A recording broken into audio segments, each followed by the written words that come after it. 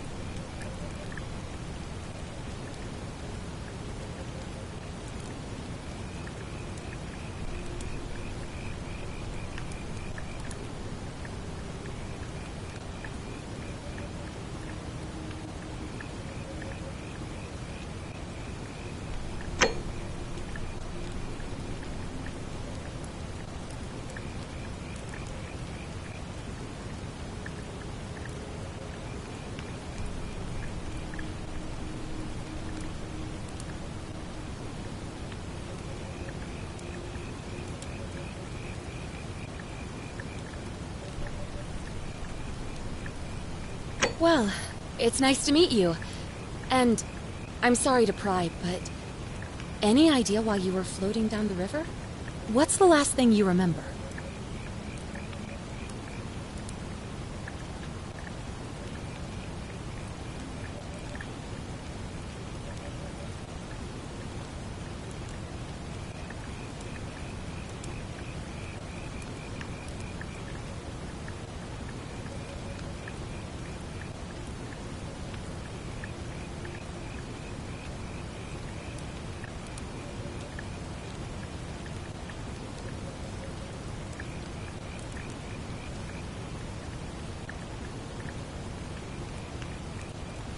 Really? You're a soldier? But why are you out of uniform? Oh, was it a black op? Are you a soldier of fortune? You know what? Don't answer that. I don't think I want to know. But this should be a piece of cake for someone like you. There are some ruins just behind you. Roman, I think. I need you to go in there and see if you can find a guy named Al for me. He went in there a few hours ago, and he hasn't come out. I've been freaking out, wondering if he's trapped or injured or worse. I would have gone in after him, but he made me promise to stay here, no matter what. There's no way I'm leaving without him, so I'm just kind of stuck here, waiting. What I mean is, I was hoping you wouldn't mind going in there to find him. If you can do that, I can get both of you back to civilization in my boat. Please?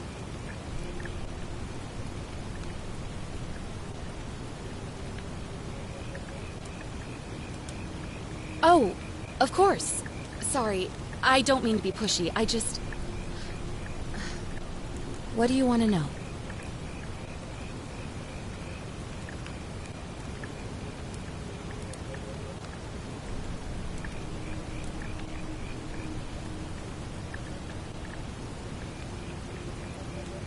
What am I, an idiot? You could hike a long, long way in any direction and never find another soul. Trust me.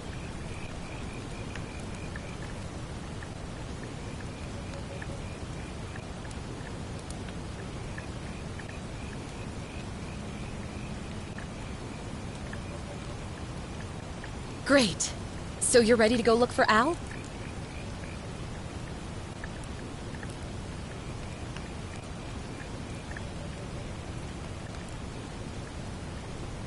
Are you serious? I just saved your life, and you can't do this one little thing for me. What kind of an Ugh. Look, if you won't do it for me, do it for yourself. You want to know what you're doing here, right? My hero. The entrance is just past those columns behind you.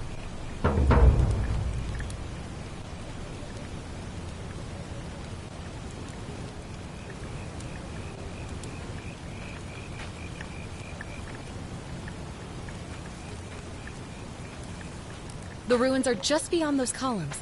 Please, hurry.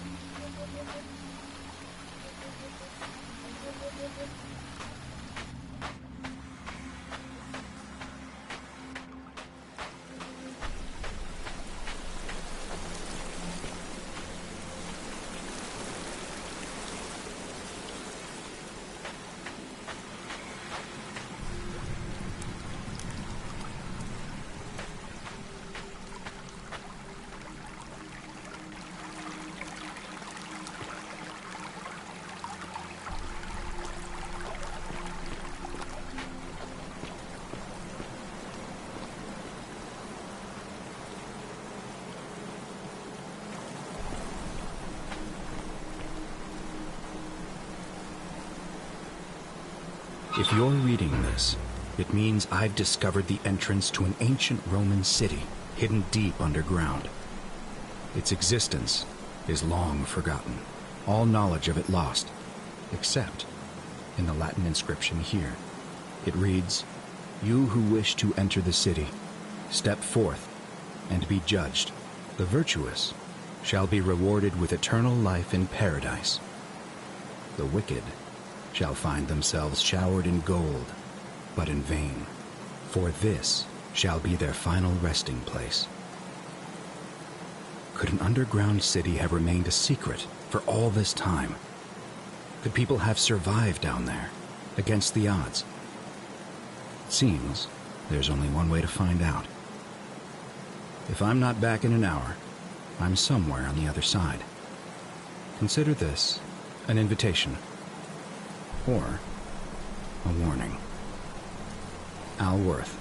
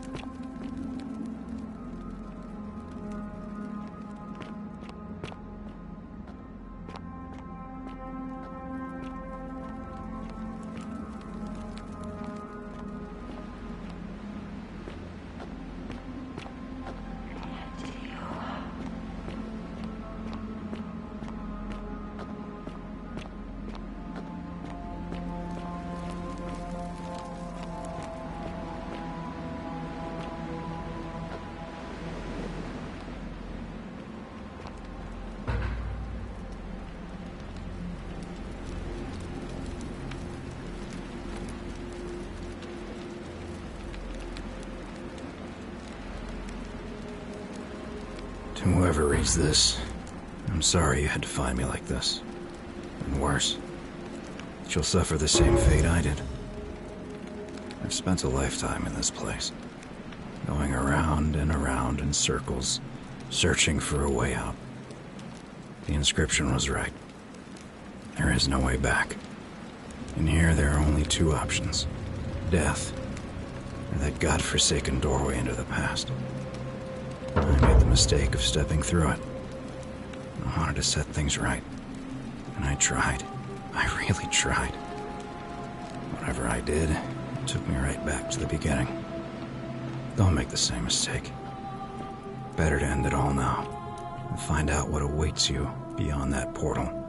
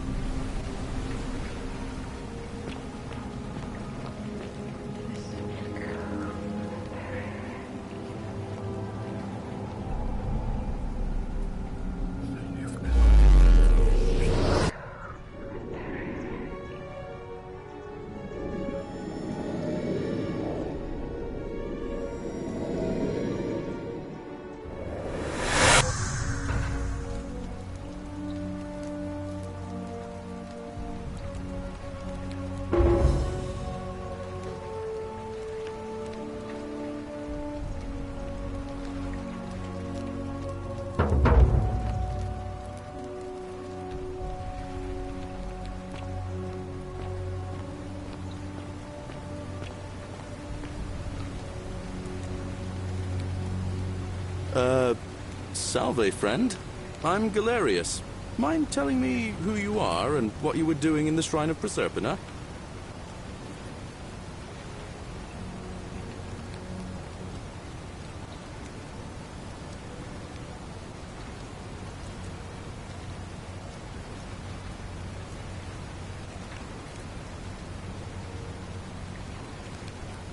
Oh, is that right? Well, just make sure you don't get lost in any other sacred places you're not supposed to be. Can't have you disrespecting the gods by accident, can we now? But listen, most folks seem a bit confused when they get here, but you seem very lost, and in more ways than one. So let me make this nice and simple for you. Live by our law here, and we'll all get along just fine. Not laws, law. There's just one, the Golden Rule, and the punishment for breaking it's... well, it's kind of horrific. But our magistrate insists we take all newcomers to see him, so I guess I'll let him fill you in. So then, you coming?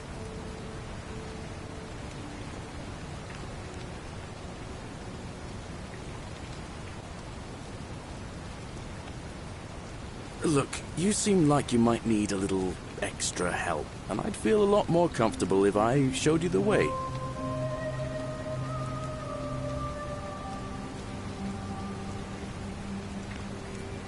All right, friend, suit yourself. Just don't do anything too reckless till you've spoken with Magistrate Sentius in his villa down there. See you around.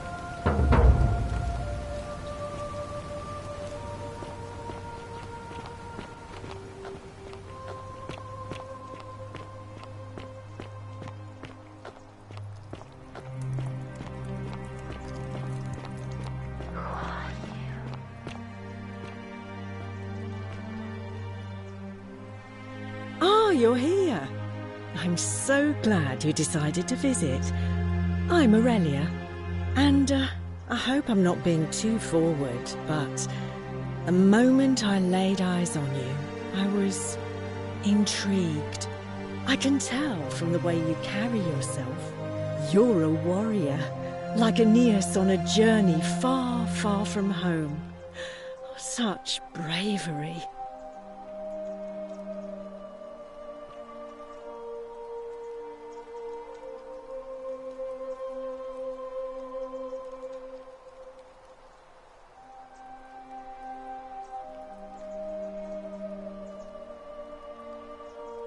Oh, I see. You prefer the company of men. Maybe you should go and make friends with Virgil instead. I take back what I said. Suddenly, I don't find you so intriguing anymore. Let's just forget that ever happened, so we can at least do business. So, what brings you to my tavern?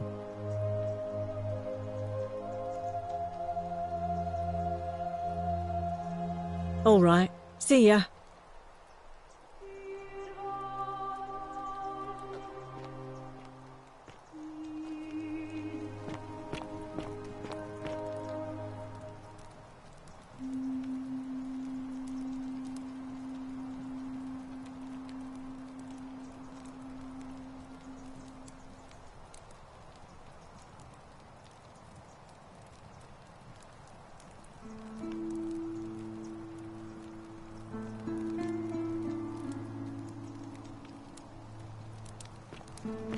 Cerberus lifts his triple head and lets out his threefold braying.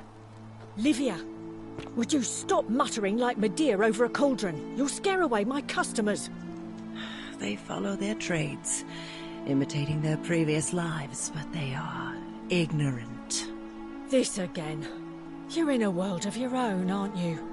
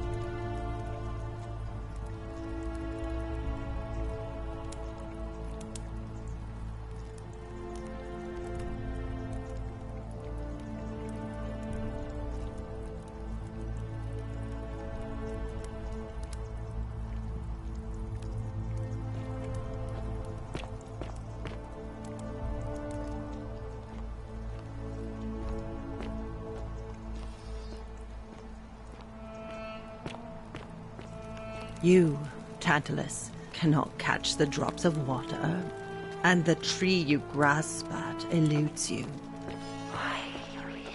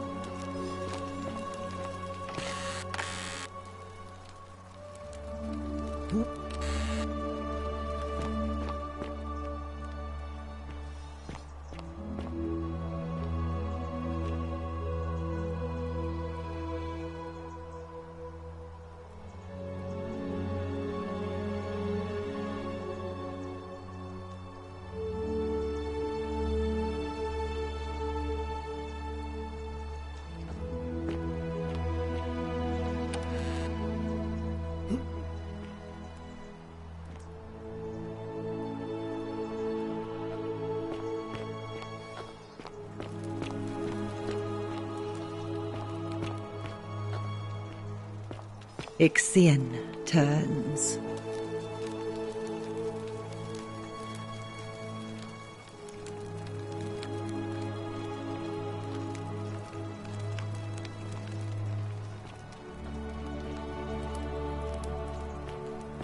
You, Tantalus, cannot catch the drops of water, and the tree you grasp at eludes you.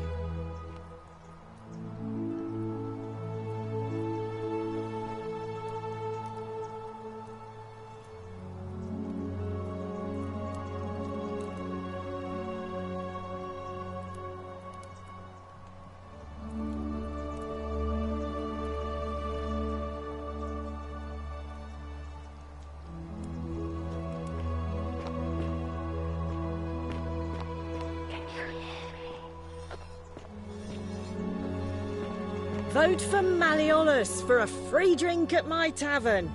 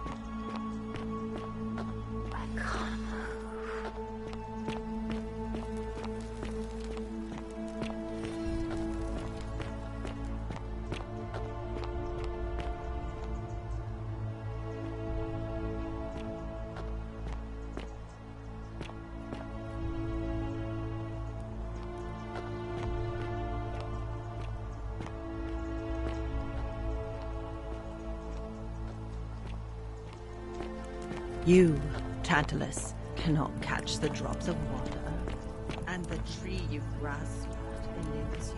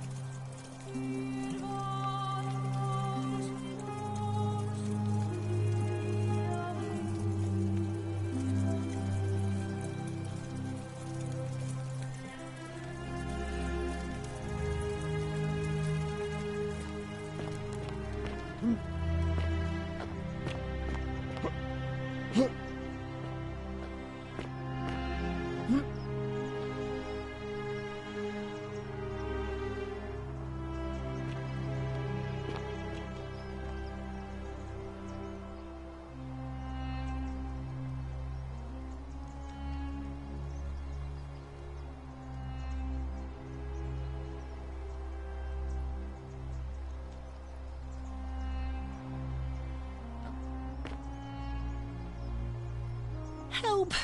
You have to do something! A man arrived in the baths. A real nasty sort, with his face all covered up. And he's got a weapon.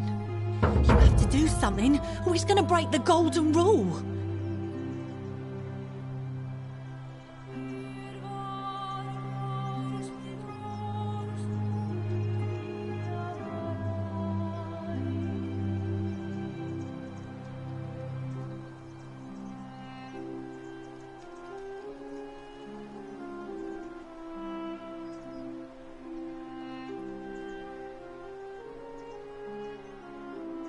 Thank you. He's still in there, somewhere. I have to hide. Find me in this empty shrine when it's over.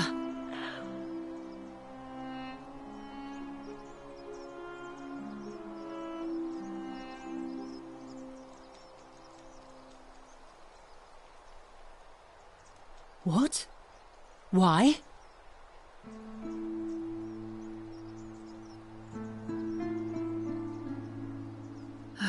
All right, fine. Come and find me in my bakery instead. Please be careful.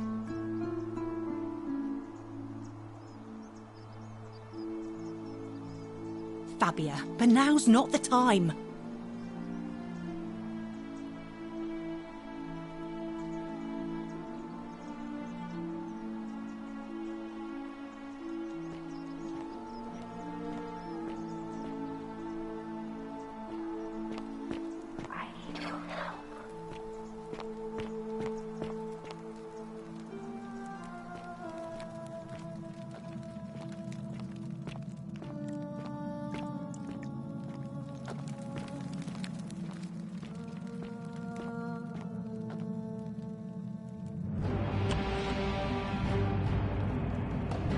Stop right there. I'm looking for Tiberius Quinctius Crispus, otherwise known as Quinctius. Do you know where he is?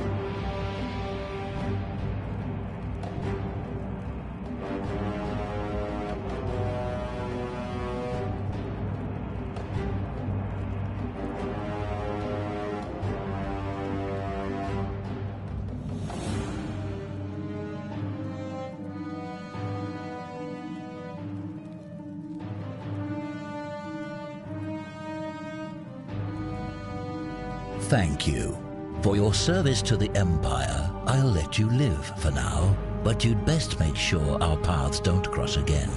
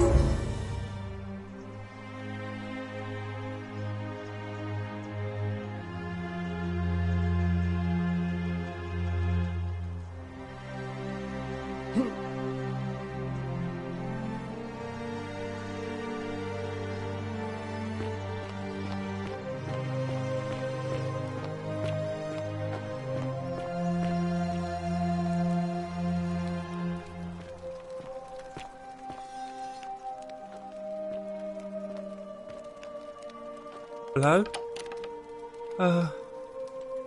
Hello?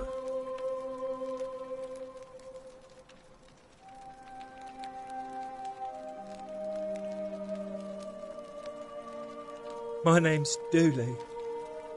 I live here now because I got in trouble and they said they had to lock me up.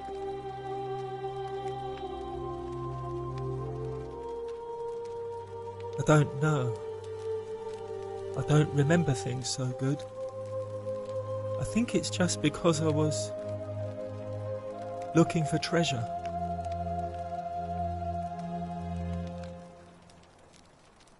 Yes, but I wasn't. I was just looking.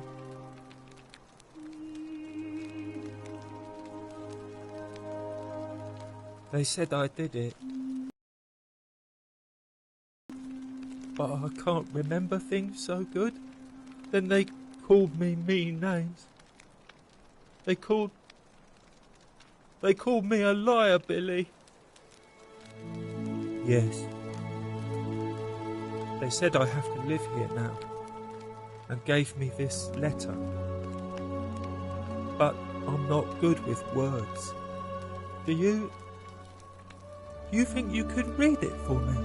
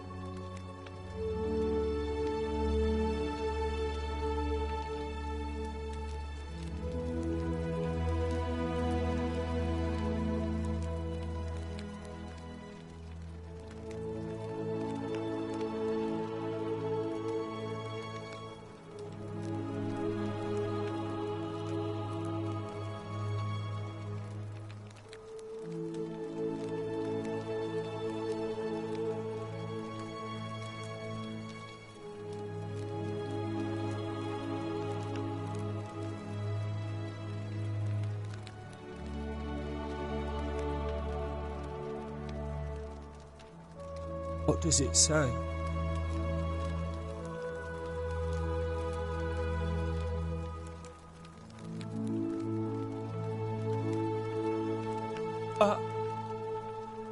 My treasure. My friend Hannibal used to look after me. And he said he always would. But then, he died. It was very sad. He said, if anything ever happened to him, I had to find something very precious hidden away. He gave me this key and made me promise to keep it safe until I found the treasure. But I couldn't find it. All I remember is he said something about the cisterns. But when I went up to the high one, they put me in here. Now nobody looks after me. Except my friend Galerius. And Ek, the priestess lady. She's a nice lady.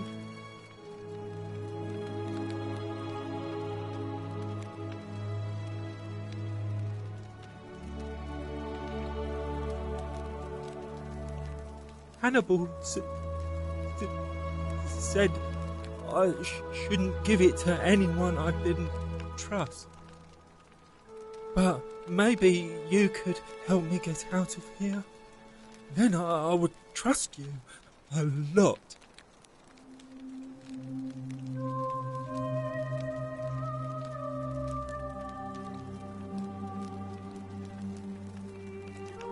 Galerius already tried that. He said the magistrate wouldn't listen, no matter what.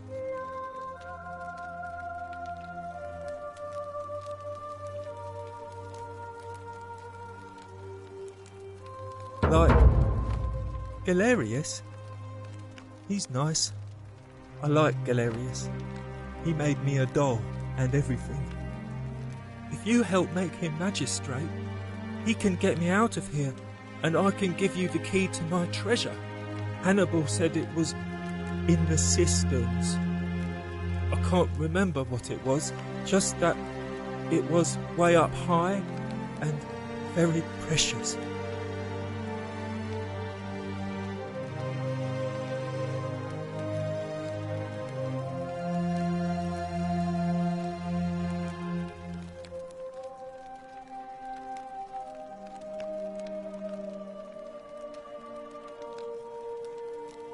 Bye-bye.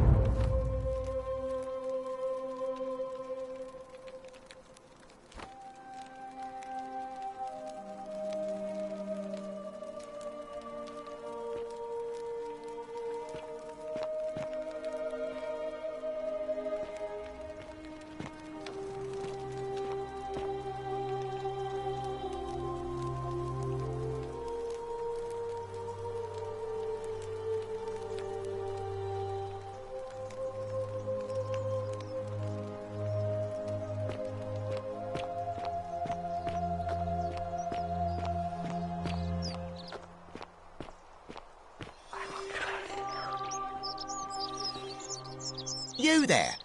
I'm sorry to trouble you, but I couldn't help but notice that fine bow you're carrying. No idea how you managed to get your hands on it, especially in the light of our dear old magistrate's ban, but I'm impressed. And before you ask, no, I wouldn't dream of trying to buy it from you. I have no use for a wooden bow myself. But I would like to propose a joint business venture of sorts.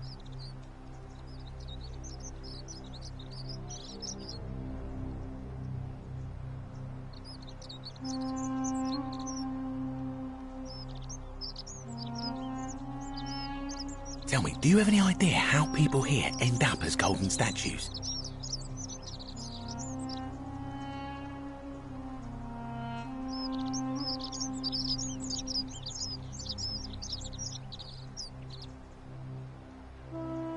Well, between you and me, I found an old scroll from years ago, hastily written, in which the author claimed something extraordinary and terrifying. He wrote that when the golden rule is broken, statues spring to life all over the city, wielding golden bows and begin firing golden arrows at the inhabitants. Supposedly, one or two of those arrows is enough to turn a full-grown man into gold. Now, of course, that is a travesty, a terrible, horrible waste of human life which has to be stopped. And yet, on the other hand, I can't help but think of a tale told by that Greek fella Aesop, the goose that laid the golden egg. With the ability to transmute organic matter into gold, one could create infinite wealth. Use your imagination. Golden animals, insects, trees and plants. The Midas touch without the drawbacks. We are talking riches beyond imagining. And even if we were to split all those riches between the two of us, half of infinite wealth is still infinite. Interested?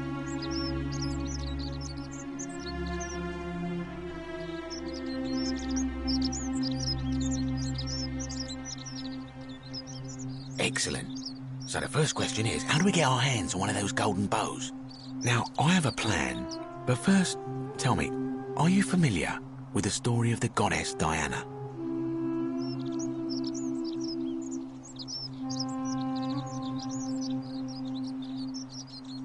Good. Then none of this should be a surprise to you.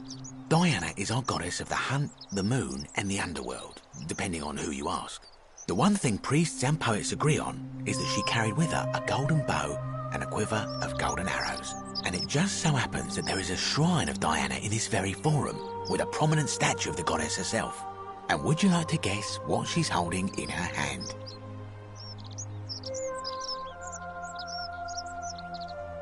Precisely. I can't tell you how many hours I've spent in that temple staring at it, trying to figure out how to retrieve it without breaking you-know-what.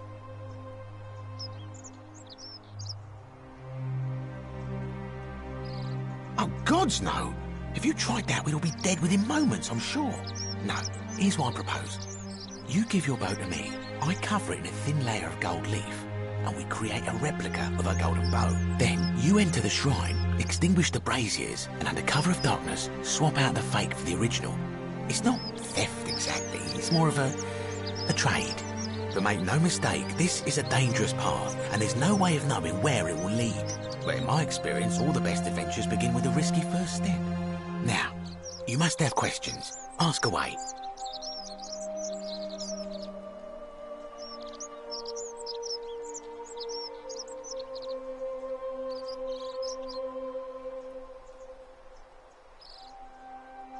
So, are you in, partner?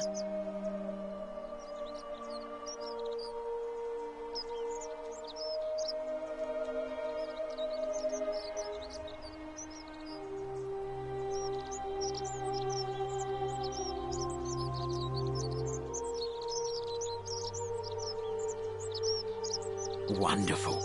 Now, if you'll hand over your bow, I can get started applying a layer of gold leaf. This is a quality weapon. Now, bear with me for a moment. And here we are, a gold leaf bow.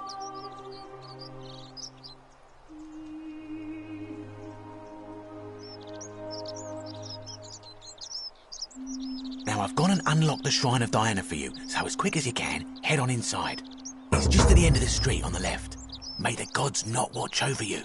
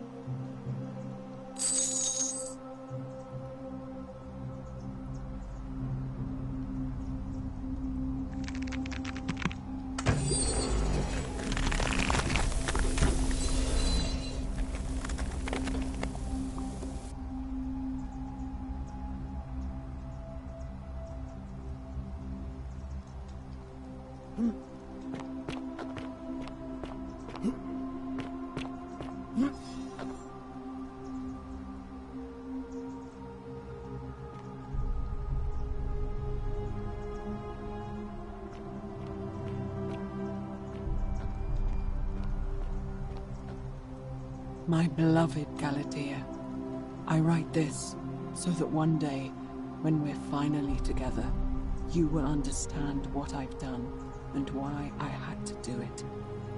The others will call me mad or a monster, but I don't care what they think. Everything I'm doing here, I'm doing for you. I'll start at the beginning.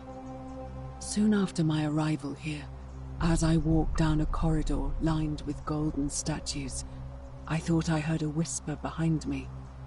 A rasp of air, as if vocal cords of metal strained to say a word or two.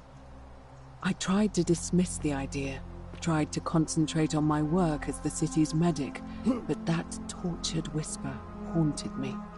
Weeks later, in the hallway to the bathhouse, I heard it again and found myself drawn to the statue of a Roman woman wearing a stola.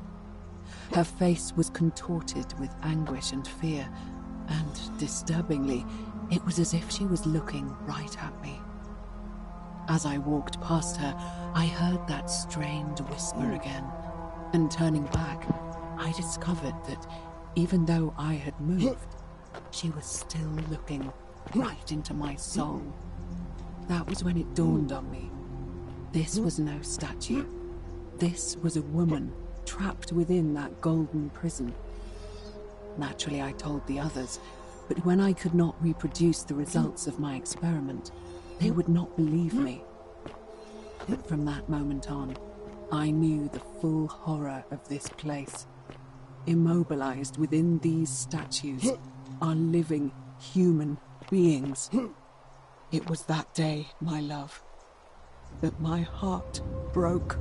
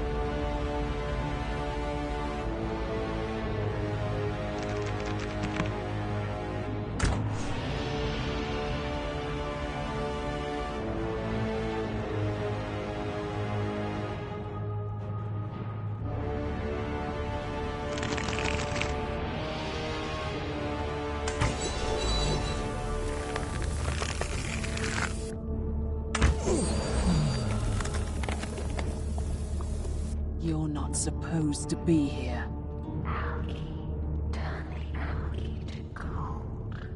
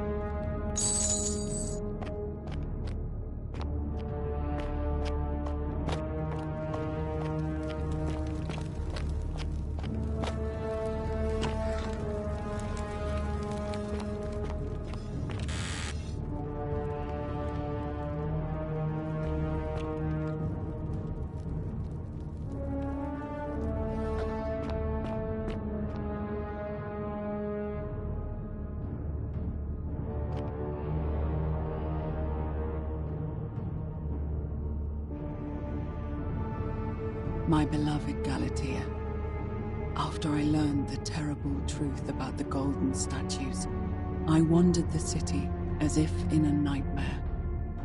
What must life be like for these poor souls, entombed in gold, but kept alive somehow? Trapped in their own personal Tartarus, consigned to eternal torment, too horrific for any sane mind to comprehend. I tried to offer them what small mercies I could. I began to talk to them, to keep them company. I'd imagine backstories for them, give them names, and tell them of the world, of the histories and stories I'd learned as a child. As the others became more concerned by my charity, I sought solitude from them, preferring the company of my tormented charges.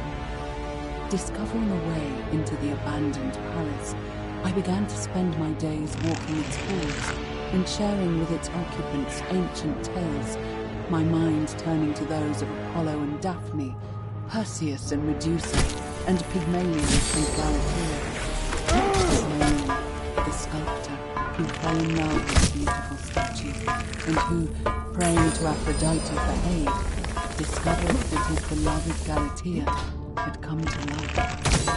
It was then that I heard you whisper to me, Galatea. Forgive me. I know that is not your real name, just one I have borrowed from a story. But when I turned to look at you, I saw the most exquisitely beautiful woman I have ever known. Your face, forever frozen in a look of haunting sadness.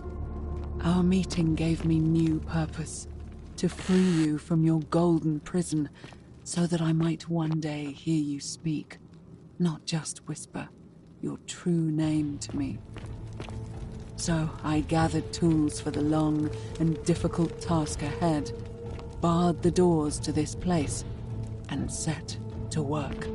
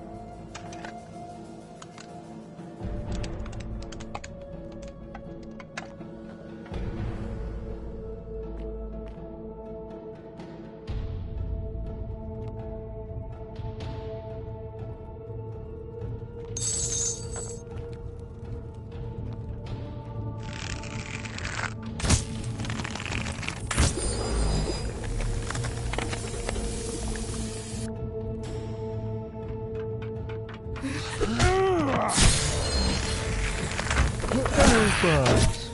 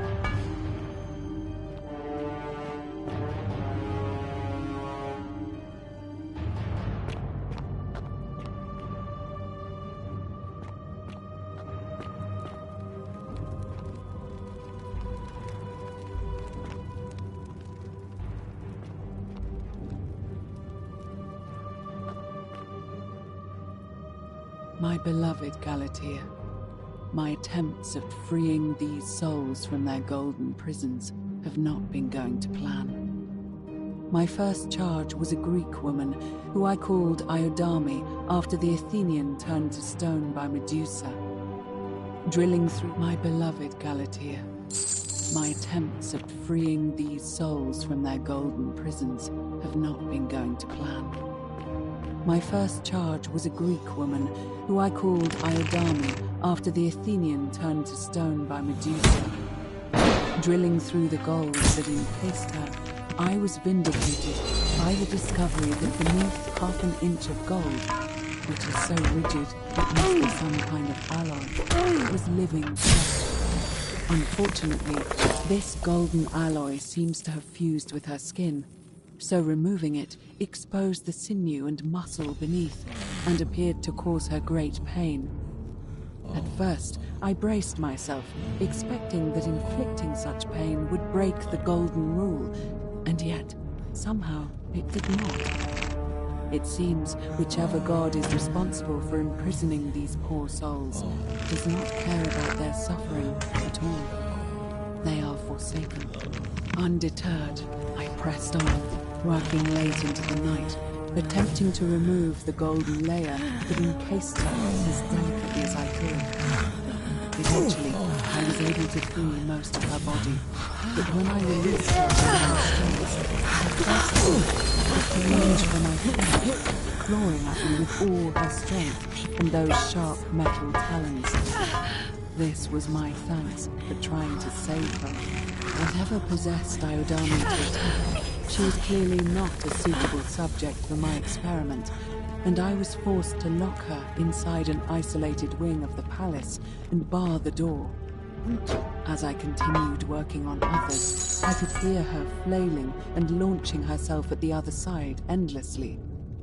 Regrettably, my other experiments bore similar results, and after relocating a few times, most of the palace is now too dangerous to work in. Still, as much as my heart aches to know that you're suffering, I cannot risk attempting to rebuild you yet. Not until I have perfected a method that will bring you back to me, whole in both mind and body, and ensuring your humanity is preserved.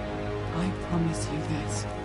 One day we will be together, even if I have to free every last statue in this god's forsaken place.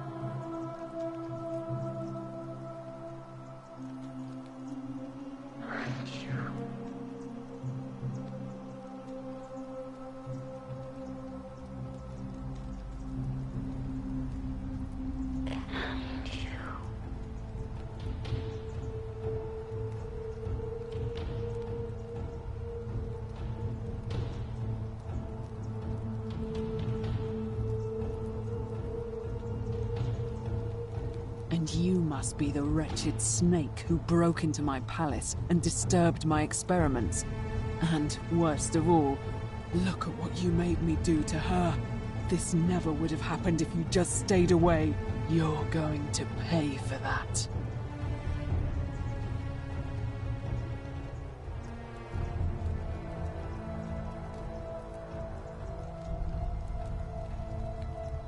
Liar! I locked and barred the gate. I left a message warning you all to leave me alone. I just wanted to do my experiments in peace, for her. And now look at her. You made me turn the most beautiful woman I've ever seen into this. Look at her. She's in agony. All I wanted was to spend my last moments with her, to see her beautiful face, to hear her speak freely, instead of in those cryptic whispers. But as soon as I began my work, she stopped whispering to me. And now I discover she started whispering to you instead. What's so special about you?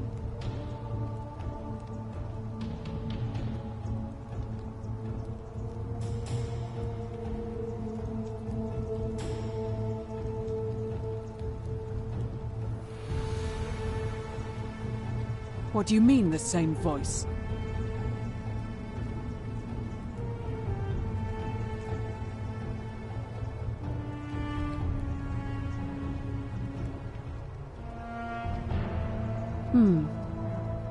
Yes. I remember when they used to whisper to me. They did sound similar. I just thought it was because all voices sound the same when they whisper. But now that I think about it, they were all benevolent and seemed to share a common knowledge. But if these bodies are mere conduits for that one voice, then this body is nobody. And everything I've done here was... Wait, I see what you're doing. You're trying to steal her away from me. Were you planning to wait until I'd done all the hard work, then swoop in? Is that it?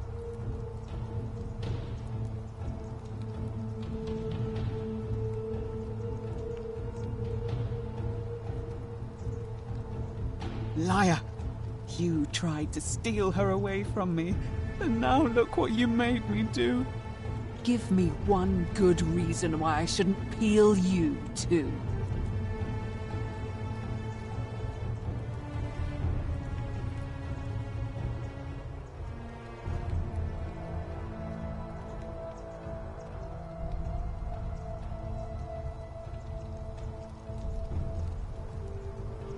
What?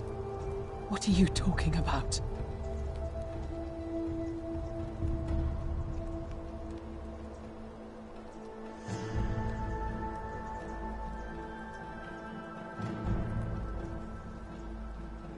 Wait. So you're saying you weren't coming for us?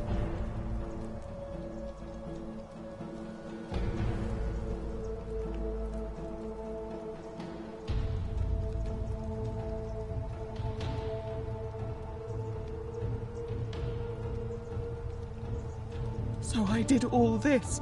I ruined her. For nothing. What have I done? Oh God, I feel sick. I can't bear the thought of her being like this. And in so much pain. It's the air. Coming into contact with her flesh. It's agonizing for them. But the only way to fix it will be to break the golden rule and let it run its course. At least that way she'd be golden again, and we'd be together. All it would take is one little cut.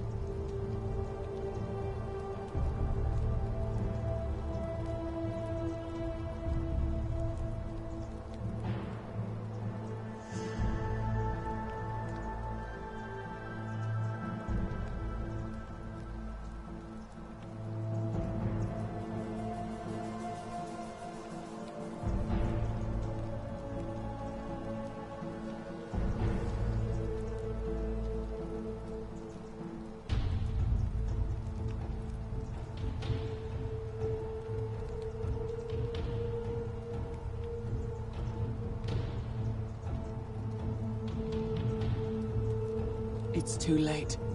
There's nothing you can do. I have to do this. I'm sorry.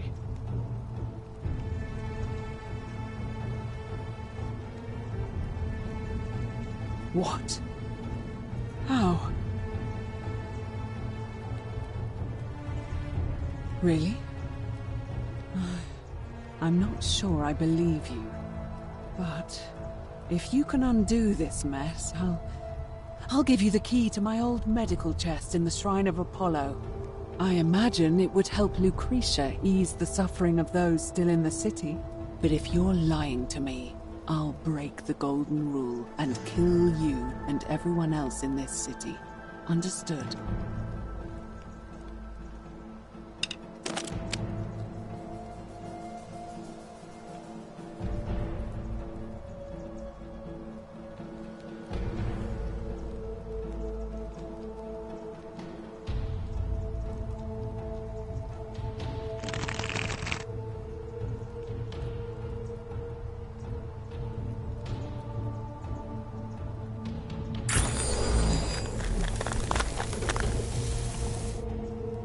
You did it.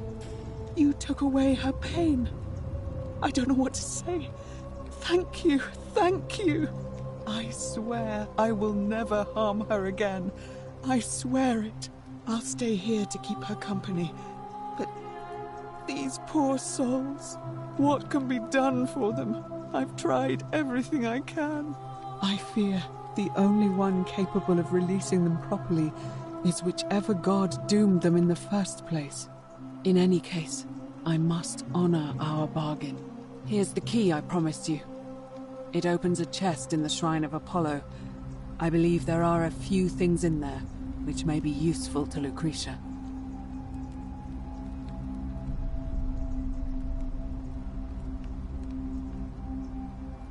Now, please leave. The door here leads out onto the palace balcony. You should be able to make your way down from there.